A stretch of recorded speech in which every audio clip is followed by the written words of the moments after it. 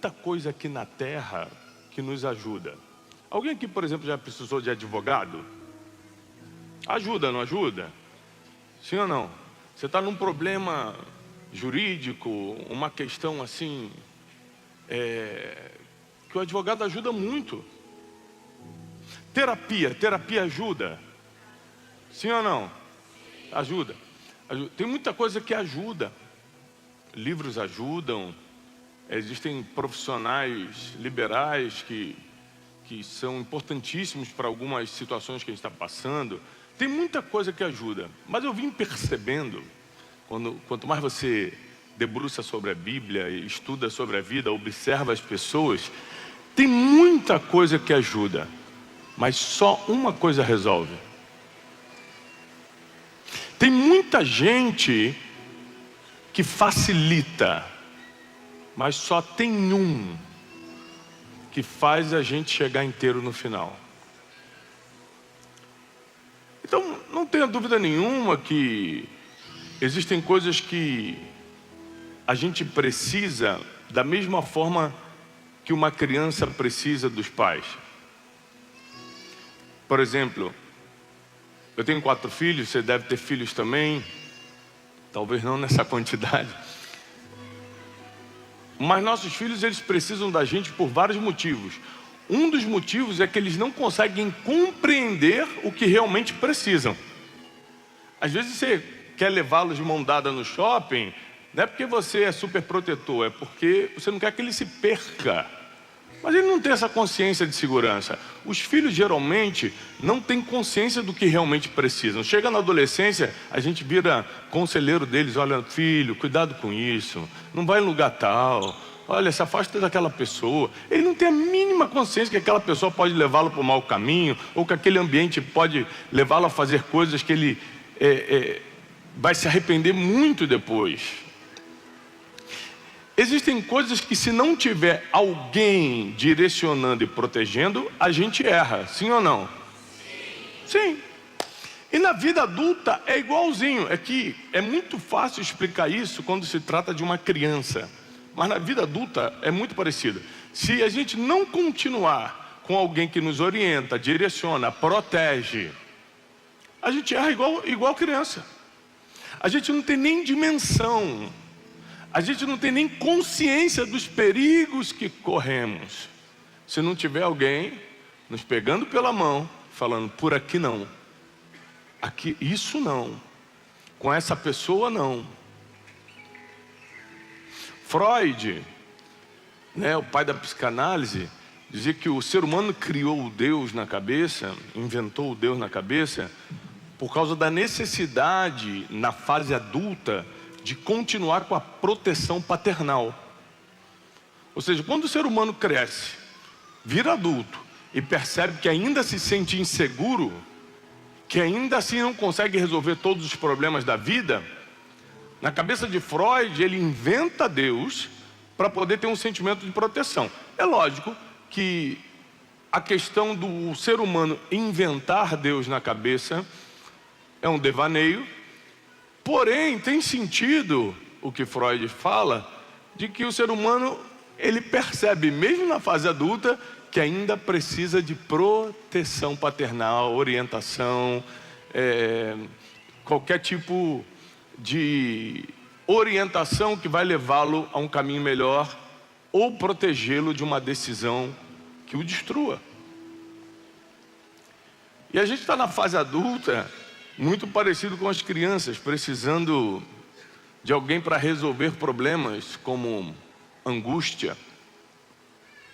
Aí você tenta na terapia, ajuda. Culpa. Aí você tenta trabalhar mentalmente, autoanálise, aquela autoaceitação, autoconhecimento. Ajuda. Só não resolve. Lidar com gente difícil, tem vezes que você não queria a guerra, mas a guerra chegou até você, agora você vai ter que lutar. Existem muitas coisas na fase adulta, como tristezas profundas, que podem caminhar por uma depressão, traições de todos os tipos, dores na alma, que são muito difíceis de curar. Existem coisas que você carrega desde a infância e até hoje, consciente ou inconscientemente, você nem consegue ainda se libertar disso. Rejeições. Pessoas que te colocaram de lado e na verdade eram para te proteger. Pessoas que te machucaram profundamente. E eram pessoas para o contrário. Eram pessoas para criarem um muro de proteção sobre você. E foram justamente as pessoas que te fraudaram, feriram, subtraíram, seja nas emoções ou na matéria. Então, tudo que a gente procurar aqui na terra pode ajudar, mas nada resolve por completo. Tudo ajuda. Continue lendo bons livros, continue fazendo terapia. Se você pode ter o melhor advogado, tenha. Se você pode ter o melhor médico, tenha. Mas tudo isso é só uma ajuda, porque só uma coisa resolve.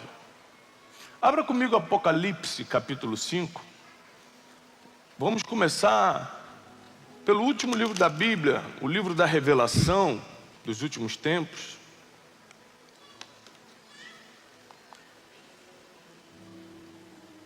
Hoje de manhã, eu estava vindo para cá, um amigo me escreveu no WhatsApp e falou assim: vamos fazer tal coisa hoje. Eu falei: eu não posso, eu estou indo para a igreja pregar.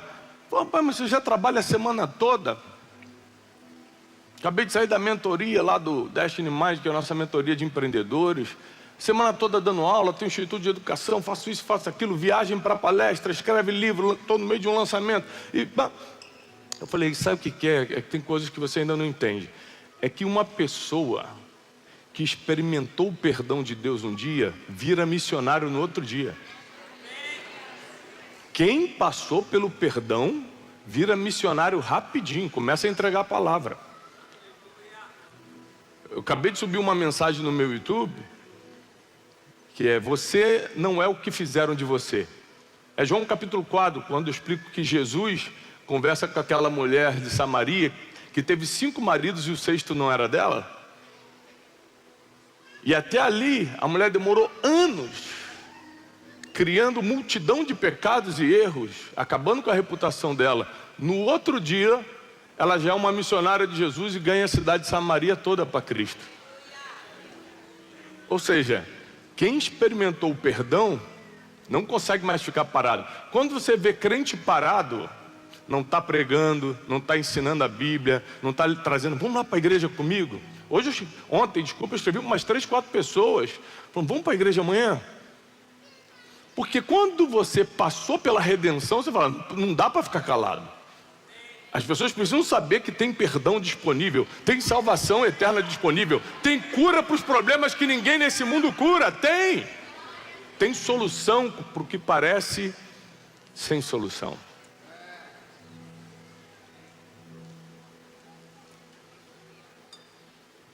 Capítulo 5 de Apocalipse diz, lembre-se que, só te contextualizar, o apóstolo João, o discípulo amado de Cristo, está preso na ilha de Patmos, atualmente região da Grécia, e ele é levado, ele é arrebatado aos céus para ver os últimos dias, o acontecimento final, o dia do julgamento. Ele está vendo o que nenhum ser humano foi capaz de ver, que é o dia do Senhor. Ele está vendo a vida após a morte, ele está vendo os céus. E no capítulo 5 ele fala algo interessante: vi na mão direita daquele que estava assentado no trono um livro escrito por dentro e por fora, e de todo estava selado com 7 selos. Eu vi também um anjo forte que proclamava com grande voz: quem é digno de abrir o livro e desatar os selos? Ora, nem no céu, nem sobre a terra, e nem debaixo da terra, ninguém podia abrir o livro, e nem mesmo olhar para ele. E eu chorava muito, porque ninguém foi achado digno de abrir o livro, e nem mesmo de olhar para ele. Aqui a gente está num problema que nem terreno é mais. A gente está falando de um homem que está arrebatado, foi para o céu, e está vendo que no céu tem um problema para resolver. Tem um livro na mão de quem estava sentado no trono. Esse livro estava escrito por dentro e por fora códigos que vão determinar quem nós somos. E eu vou te provar daqui a pouco.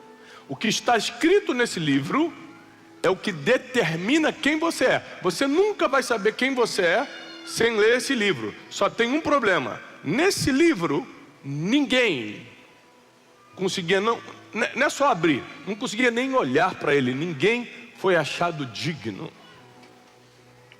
Nem na terra, nem debaixo da terra e nem no céu. Não tinha nenhum arcanjo, nenhum dos 24 anciãos. Ninguém era digno de abrir o livro e desatar os 7 selos. Às vezes você cria amizade com gente muito poderosa dentro do teu contexto. Aí você fala, bom, já que eu sou amigo do arcanjo Miguel, esse problema aqui ele vai resolver. Esse aqui ele não resolve. Bom, já que eu sou amigo de um dos 24 anciãos, ele vai poder me dizer o que está escrito no livro. Não, ele também não consegue abrir o livro nem desatar os seus 7 selos. Tem coisas que as pessoas ajudam, mas só um resolve. Só um resolve. O problema é que Deus não pode ser surpreendido.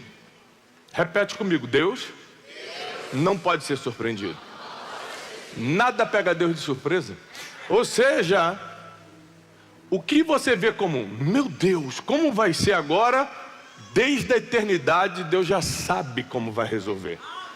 Ele não está pensando em como vai resolver. Já está resolvido há muito tempo na mente dele. Deus não pode ser pego de surpresa. Eu te aconselho a anotar, se você pode, a partir de agora. O choro de João, dizendo, meu Deus, ninguém foi digno de abrir esse livro. Ninguém é digno de desatar esses selos. Como é que a gente vai saber o que está escrito? Esse choro de João é um eco que começou na queda de Adão. Quando Adão, que foi criado como homem perfeito, lá em Gênesis 1, decide tomar as decisões que vão prejudicar toda a humanidade, porque através de Adão entrou o pecado no mundo. Então, está aqui a explicação. Por que o homem é mau? Porque mesmo que ninguém me ensine a mentir, eu vou mentir.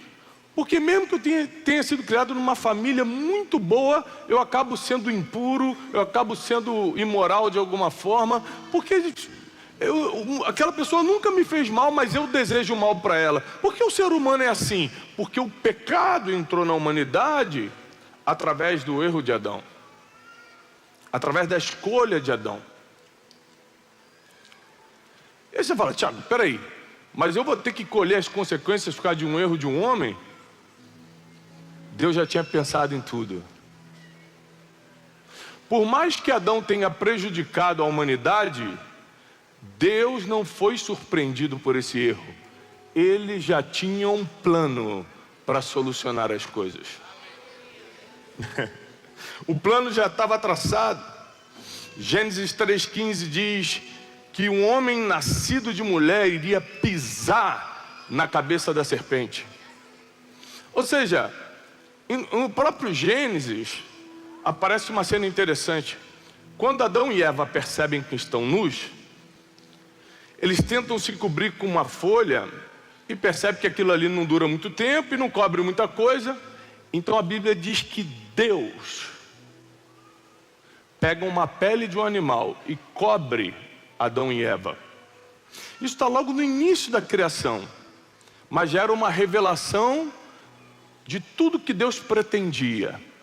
Você mesmo errou e se envergonhou, mas eu, por causa de um sacrifício, porque um animal teve que ser morto para aquela pele existir, por causa de um sacrifício, eu vou cobrir a tua vergonha para sempre. Você criou essa vergonha, não fui eu, mas eu cubro tua vergonha com o sacrifício que eu vou fazer. Em Gênesis o plano já estava todo revelado, é porque a gente não tinha nenhuma capacidade teológica, espiritual, de revelação para entender que Jesus não está atuando de 2000 anos para cá, quando ele encarnou, saindo da barriga de Maria lá em Belém. Não, Jesus está desde a criação, desde sempre, ele é eterno, ele não foi criado. E o seu plano, o plano divino, sempre existiu. Antes de ser visto em carne, há 2000 anos, Jesus já era percebido em glória em todo o Velho Testamento. Para quem não tinha essa notícia, Jesus está durante toda a humanidade, sem contar a eternidade que a gente não consegue nem entender o que é, tentando interferir na vida do ser humano, tentando livrar o ser humano, salvar o ser humano, perdoar, trazer uma nova expectativa. Você vê que ali na roupa que Deus coseu para cobrir Adão e Eva, já era um anúncio de que um sacrifício seria feito para cobrir a tua vergonha. A minha e a tua vergonha só foram cobertas por causa do sacrifício da cruz. Senão estaria envergonhado até hoje. Estaria debaixo da acusação de Satanás até hoje. Jesus, para quem não sabe, ele era um anjo que aparece para Agar no deserto, para prometer que dela também vai sair uma grande nação. Foi Jesus que aparece em forma de anjo. Isso fica claro porque existem anjos que não aceitam a adoração, e já essas aparições aqui, ele não só aceita a adoração do homem, como pega a oferta do homem. Quando ele aparece para Gideão e fala: tu és poderoso guerreiro, só Jesus pode revelar a tua identidade. Ele fala: tu és um poderoso guerreiro, Gideão. Eu? Que isso? Eu sou o mais pobre, eu sou o menorzinho da casa do meu pai. Você é um poderoso guerreiro. Jesus aparece em várias situações. Para Abraão e Isaac em Gênesis 22. Para Moisés na sarça ardente. Você pode ver que toda vez que Jesus aparece de forma ainda misteriosa, as pessoas não tinham ideia de quem era ele, não tinham ideia de que um dia ele iria encarnar, e o mistério que foi oculto dos séculos, todo mundo agora ia saber. As pessoas não tinham essa ideia. Olha que geração abençoada nós nascemos. A gente pode ter fatos agora para juntar as informações e falar: ele sempre esteve conosco. Está aqui. Ele era o quarto homem da fornalha. Quando Sadraque, Mesaque e Abidnego caem naquela fornalha, e o rei Nabucodonosor fala: matamos. E quando olha, eles ainda estão vivos. E falam: não jogamos 3? Aquecemos a fornalha 7 vezes mais. E tinha 4 homens andando. É Jesus falando: não importa o que armem contra você, eu estou te provando há milênios que eu vou estar na fornalha que você estiver.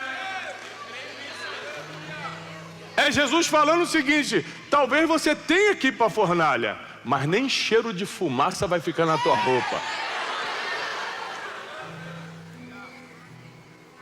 Ele era o príncipe do exército do Senhor lá com Josué.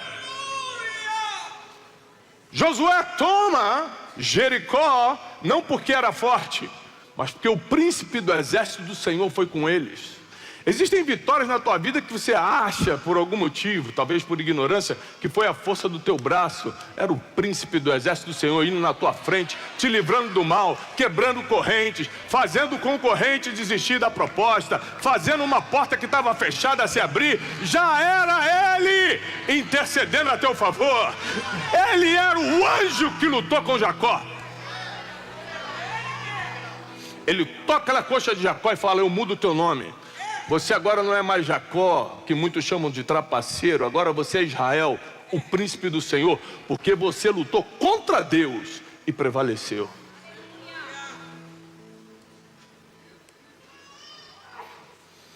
Ele era a coluna de nuvem e de fogo que guiava o povo no deserto. O povo do deserto nunca tinha escutado o nome de Jesus, e Jesus já se manifestava misteriosamente como uma nuvem que dava sombra de dia e fogo que iluminava a noite.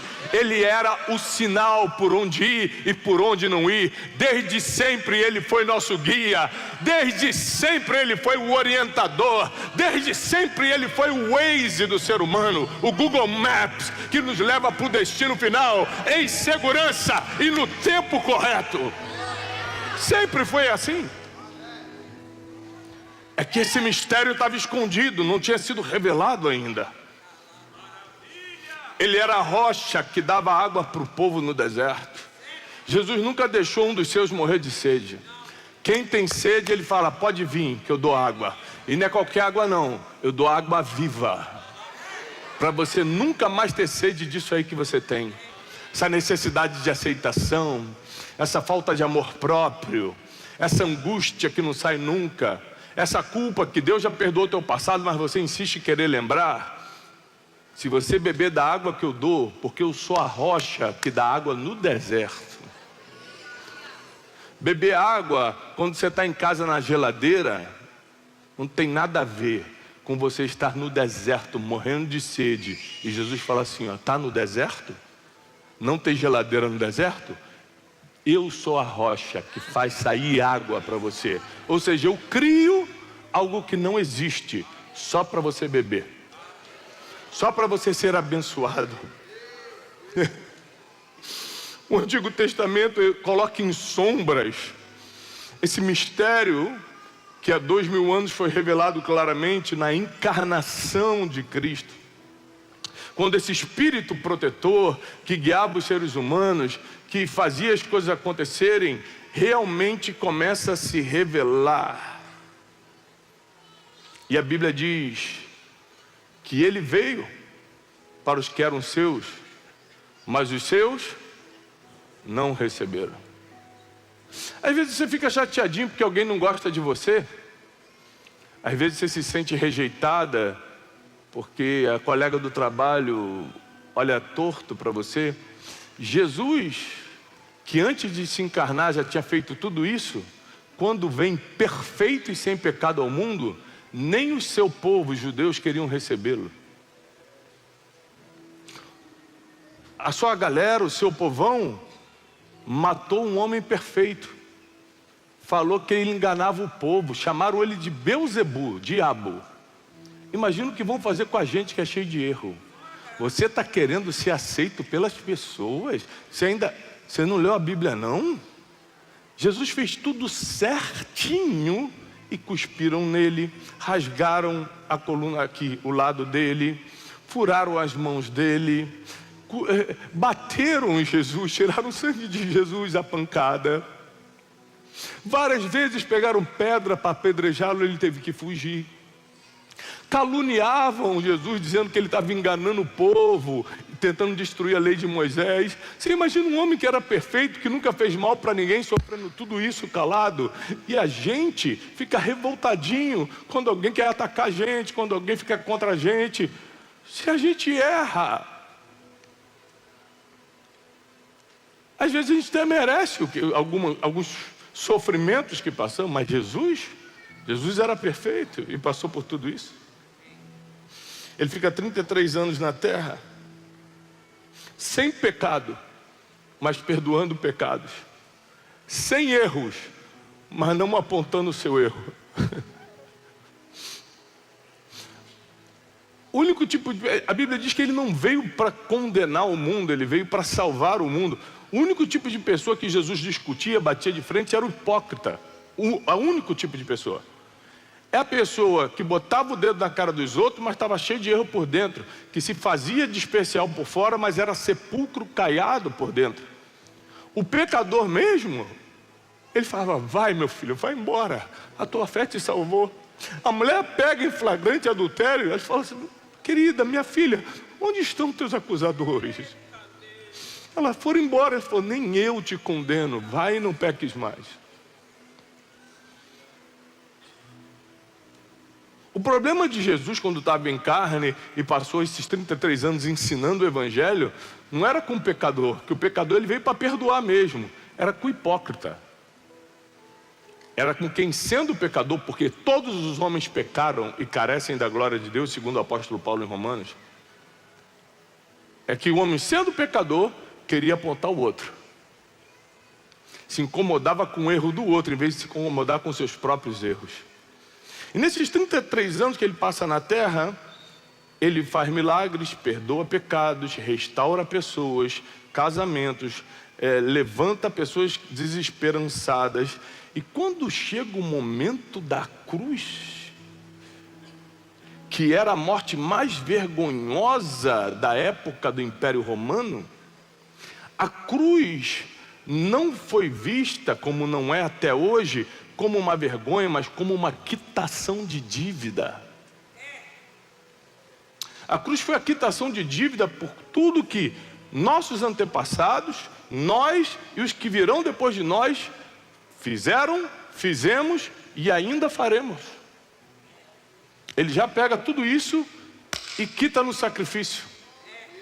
Ele fala, você ainda vai fazer muita vergonha nesse mundo, meu filho. Deixa eu logo fazer um sacrifício que vai cozer uma roupa para cobrir a tua vergonha.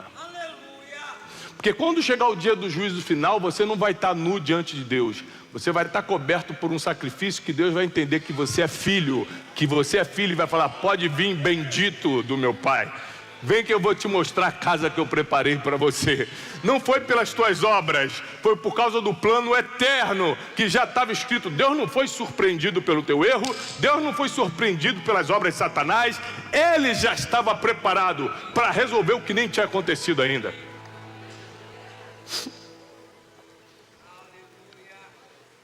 A cruz parecia uma derrota, a cruz parecia o fim. Ele fica 3 dias na sepultura e ele explica isso, que quando os fariseus questionam ele, fala, nenhum sinal vou dar para vocês, a não ser o sinal de Jonas, que fica 3 dias no ventre escuro de um grande peixe, e esse foi o sinal. Jesus ficou 3 dias no sepulcro, no 3º dia ele ressuscita, passa 40 dias ressurreto, dando as últimas instruções para os discípulos. E depois dos 40 dias, a Bíblia diz que ele começa a subir aos céus com muita gente presenciando. Cerca de 500 pessoas foram testemunhas oculares da subida de Jesus aos céus. Mais de 1000 pergaminhos do 1º século foram encontrados de pessoas dizendo que viram Jesus.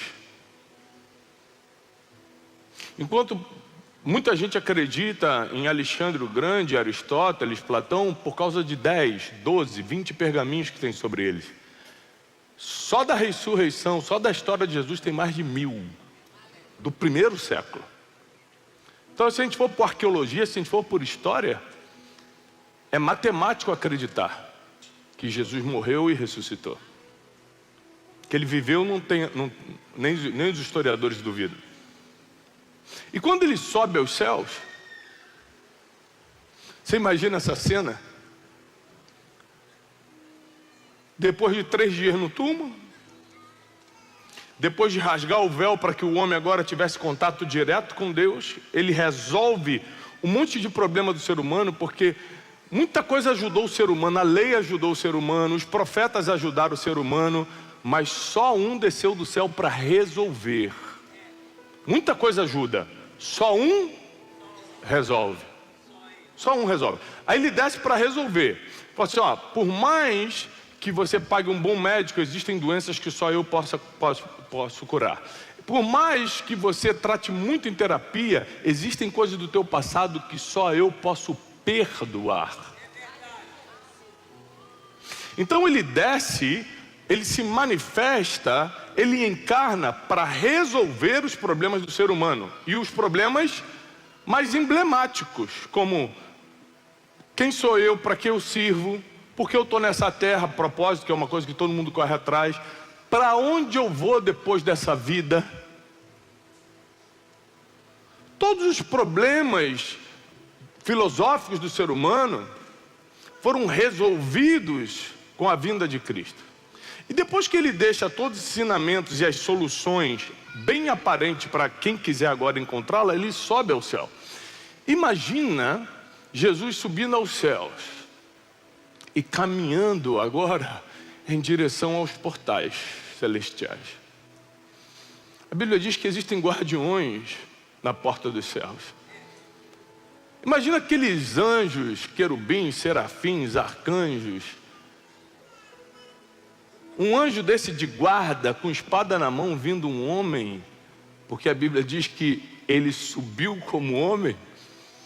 Um homem caminhando em direção às portas dos céus. Você imagina o alarme que foi na segurança e fala assim: o que é isso? Em milênios nós nunca vimos alguém conseguir vir em formato de um homem e estar caminhando em direção aqui. E todo mundo começa a se alarmar. O homem não só estava andando em direção à porta dos céus, mas ele estava sujo de sangue. E quando ele começa a chegar mais perto, apesar do desespero dos guardas celestiais, eles reconhecem que esse homem estava com as mãos furadas. E provavelmente um deles gritou, está lá em Salmos: levantai, ó portas, vossas cabeças, levantai, portais eternos, para que entre o Rei da Glória. A porta do céu se abre, ele entra na eternidade novamente, vai direto para a sala do trono. E quando ele chega na sala do trono, está o discípulo amado ajoelhado chorando, falando assim: ninguém é digno de abrir o livro e desatar esses 7 selos. E aí vem o versículo 5 do capítulo 5 de Apocalipse diz: todavia um dos anciãos me disse: João, não chores, olha ali quem entrou, o leão da tribo de Judá, a raiz de Davi. Ele venceu e abriu o livro e vai desatar os seus selos.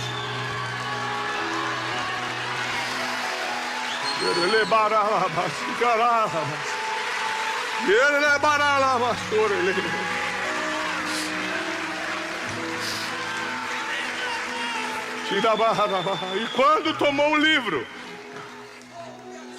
quando ele tomou o livro, os 4 seres viventes e os 24 anciãos prostraram-se diante do Cordeiro que entrou, tendo cada um deles harpas e taças de ouro cheias de incenso, que são as orações dos santos. As tuas orações estão sendo guardadas para esse dia aqui, ó. E eles entoavam um novo cântico dizendo: digno és de tomar o livro e de abrir-lhe os selos, porque foste morto e com teu sangue compraste para Deus todos os povos, tribos, línguas e nações. E aqui entra o que estava escrito no livro, que você só pode saber agora porque Jesus desatou os seus selos. E para o nosso Deus fomos constituídos reis e sacerdotes, e reinaremos sobre toda a terra.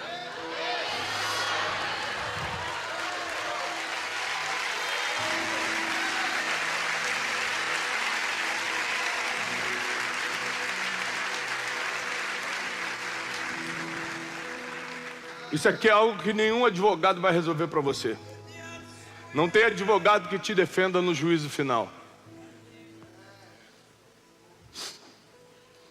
Não tem médico que cure feridas que estão tão profundas, porque não existe ainda um raio-x que bata a chapa da tua alma. Existem coisas na tua família que são multigeracionais, que se o Espírito Santo não for lá e tirar, continua passando de filho para filho. Mas o que estava escrito nesse livro que ninguém conseguia abrir é: vocês vão reinar sobre toda a terra. Eu vou fazer de você reis e sacerdotes. Ei, Dona Maria, que serve cafezinho hoje, você vai ser uma rainha e uma sacerdotisa. Você que está desempregado e acha que não é nada, você pode continuar sendo humilhado por alguém aqui na terra. No céu, você vai reinar sobre todas as coisas. Você que tem seus complexos de inferioridade, você que se acha nada, você pode melhorar aqui na terra, ainda dá tempo para melhorar, tá? Não precisa ficar nessa baixa autoestima não, mas no céu seremos todos reis e sacerdotes. Todo o sacrifício de Jesus foi para ter o poder único que resolve esse livro, para abrir e falar o seguinte: eu vou constituir vocês reis e sacerdotes, e agora vocês vão governar sobre toda a terra. Seus pecados, não me lembro mais. Eu escrevo um novo futuro para vocês. Eu resolvo o problema que ninguém aqui na terra pode resolver. Eles podem ajudar, ou tentar ajudar. Tem problema que só eu resolvo, diz o Senhor. Quando alguém me pergunta por que eu sou crente, eu falo: Tiago, você é tão inteligente porque você é crente. Já leu a Bíblia, meu filho? Se você começar a ler a Bíblia, você vai entender quem você é. O apóstolo Paulo vai começar nas suas 13 cartas da lista de coisas que nos tiram do céu. Até mesmo inimizades. Não está falando com alguém. A Bíblia diz: de forma alguma herdarão o reino dos céus. Você começa a ler a Bíblia, você começa a falar: meu Deus, eu estou aflito. A pessoa que fala assim: eu não preciso de Deus, é porque nunca leu. Porque se ler, vai dobrar os seus joelhos e vai falar: tem misericórdia de mim, que sou homem pecador. E sabe qual é a grande graça da palavra? Deus nunca rejeitou alguém que foi com o coração quebrantado e contrito diante dele. Nunca. Nunca. Ele já rejeitou hipócrita. Ele já rejeitou as pessoas que insistiram em continuar no erro. Não quem errou, quem insistiu em continuar no erro. Agora, quem chegou, independentemente do que fez, diante dele com o coração quebrantado e contrito, ele fala: pode vir, que foi justamente por você que o plano eterno foi traçado. Aliás, eu tenho até uma roupa nova para você, que é fruto do sacrifício. Vai cobrir toda essa tua vergonha, tua depressão, teu passado, teus problemas familiares. Eu vou te cobrir, porque no dia final vai ser por essa roupa que eu estou te vestindo que Deus Pai vai olhar para você e falar: esse é digno de entrar, pode vir. Você não é digno pelo que fez, você não é digno porque deu uma oferta na igreja, você não é digno porque ajudou o pobre, você é digno porque Jesus te vestiu com as vestes ideais para o dia da salvação. Jesus fez isso por você. E eu encerro dizendo: continue buscando ajuda, porque nós não somos nenhum tipo de ignorantes para fugir das ajudas humanas. Se precisar de terapia, vai. Precisa de psicólogo, vai. Precisa de médico, pelo amor de Deus, vai. Precisa estudar para melhorar teu português, estude. Precisa estudar para um concurso, faça o melhor cursinho que você puder. Precisa passar por um processo de treinamento, de mentoria para ser uma pessoa melhor, passe. Mas saiba que tudo isso só ajuda. Mas só um resolve. E se você já tem esse que resolve na tua vida, aplauda o Senhor, porque Ele vai continuar, Ele vai te abençoar, Ele vai te levar para outro nível. Fica de pé e vamos orar. A nossa oração hoje é uma oração fácil. É: Jesus, eu te escolho para sempre. Não me abandona. Tanta gente já me deixou de lado, mas não me deixa de lado. Tanta gente gostaria que eu morresse, tanta gente gostaria que eu fosse punido pelos meus erros, mas perdoa meus pecados e me leva salvo para o reino celestial, como diz o apóstolo Paulo em Timóteo. Deus me levará salvo para o reino celestial, diz o apóstolo Paulo. Uma oração tão simples. Eu já errei tanto, Senhor, e Tu tiveste paciência comigo. Eu já fui por caminhos loucos, e Tu insististe em ir lá com muita calma, deixar 99 ovelhas, ir lá buscar a rebeldezinha que era eu e me trazer de volta. o que eu te peço é: dá-me forças para te seguir até o fim. Porque a Bíblia diz que aquele que perseverar até o fim será salvo. Não é aquele que perseverar no domingo, não é aquele que lê a Bíblia de vez em quando, é quem perseverar até o fim. Esse espírito que você está sentindo agora, essa glória que está rodeando agora, não pode ser hoje, tem que ser até o fim. Pague o preço de cada dia viver menos para você. Até porque a Bíblia deixa claro que já não vivo mais eu, mas Cristo vive em mim. Ele comanda meus dias, Ele abre portas e fecha as que não são para mim. E qualquer coisa que acontece na minha vida, eu entendo que é melhor para mim, porque Ele viu o futuro e eu só consigo enxergar um palmo diante dos meus olhos. A nossa oração é simples: Senhor, eu não quero sair nunca mais da Tua presença. Não me larga. Me algema contigo, numa algema eterna, que ninguém consiga nos separar mais. Comece a orar pedindo agora: Senhor, me une a Ti para sempre. Senhor, faz a Tua obra na minha vida para sempre. Perdoa meus pecados, escreve meu futuro. Senhor, eu quero estar contigo para sempre. Obrigado pelo sacrifício, obrigado pela Tua revelação. Obrigado porque Tu és o único que resolve, o único que é digno de abrir o livro e desatar os seus selos, o único que merece toda a honra, toda a glória e toda a exaltação. Te entregamos, Senhor, nesta manhã, tudo que somos, tudo que temos, tudo que viermos a ser, reconhecemos que vem de Ti. E aqueles que reconhecem, aplaudam ao Senhor com toda a sua força. Eu desejo paz e prosperidade. Deus abençoe. Deus abençoe.